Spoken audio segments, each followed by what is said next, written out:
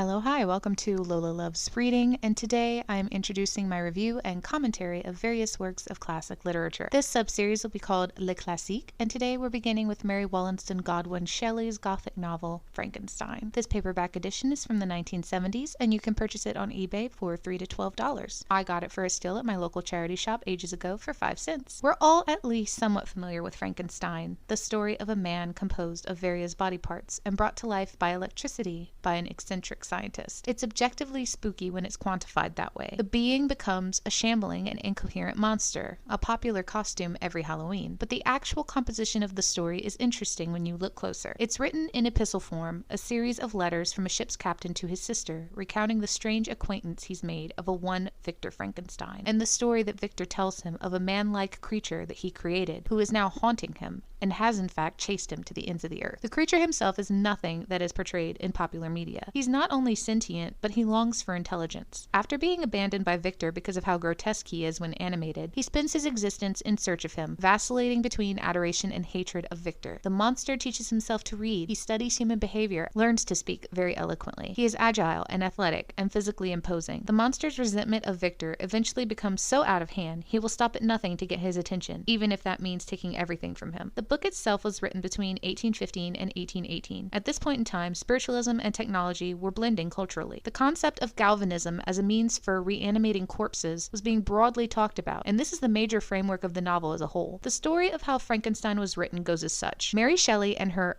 trifling, husband Percy were staying with the literary bad boy himself, Lord Byron, at his estate in Geneva, when everyone decided to amuse themselves by writing ghost stories. Mary was inspired by her company, clearly, and in my opinion it would seem she wanted to write a not-so-subtle statement about the way she felt about the men around her. My feelings about Frankenstein as a novel are very strong, as this was a time when women were not seen as having the capacity to even experience feelings like anger, hatred, resentment, so on and so forth. Mary had been raised in a unique environment, considered bohemian for the time. Her parents, for all intents and purposes, seemed to have operated with each other as equals. They were equally educated and equally involved in setting Mary up for literary success. Not only did Mary Shelley feel such strong feelings for herself, as we can assume, but she expressed them with remarkable poignancy in her work. When we zoom out of the book Frankenstein itself and look broadly at the life of Mary Shelley and what she experienced with her husband, an interesting parallel starts to emerge. In my analysis, I like to think that Mary saw herself as the monster and that she posed Percy, her husband, as Victor Frankenstein. When Mary and Percy met, he had abandoned his first wife and his child with her and was pursuing a rakish life with Lord Byron and other literary friends. They had a whirlwind romance and only married at the behest of family and friends who saw their impropriety as inconceivable. One can assume that there were things that went on in their marriage that haunted Mary deeply. The drama from his first marriage, the drama with their friend circle, at which Percy always seemed to be the apex, perhaps made her obsessed with him and simultaneously resentful. When Frankenstein was first published anonymously, people automatically thought Percy Shelley to be the author, and he did not rebuke the claims, something that I can imagine made Mary feel some type of way. We do know from historical account in her own letters and writings that together they experienced infidelity, the loss of children, the suicides and various deaths of loved ones, various states of wealth and poverty, celebrity and obscurity, and Percy's own reckless behavior would even prove to get him killed in a boating accident at the age of 29. Mary, for her part, focused on her and Percy's surviving child, their son, for the rest of her life. She continued to write and edit works for friends, including Lord Byron, and passed away in financial comfort in her 50s, with pieces of Percy's ashes and his heart still in her writing desk. In conclusion, the novel of Frankenstein forces us to ask, who is really the monster and who is really the man? What do we become when we feel continuously unloved, unwanted, and misunderstood? What ends would we take to hold those who offended us accountable? What's the point of humanity if not a want of connection? Stay safe and spooky this holiday season, y'all. Okay, keep reading. Love you. Bye.